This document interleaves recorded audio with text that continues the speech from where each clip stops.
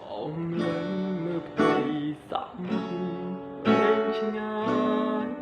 ស្ដាប់เสียงរលឹករំលាយព្រាពាយអបដីគង្គាចិត្តមួយក្តុកក្តួលនឹកដល់គុំងី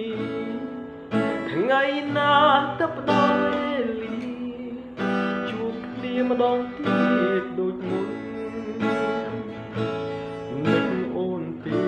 សង្វេគដល់ចិត្តក្រៀមក្រំសូរិយាមុនពេលសាយ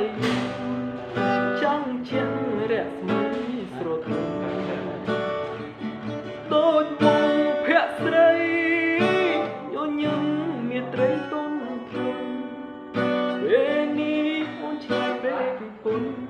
មិនដឹងស្នួនសុខទុក្ខហៀងណាបើសិនពេលនេះ Hello, Hiếu là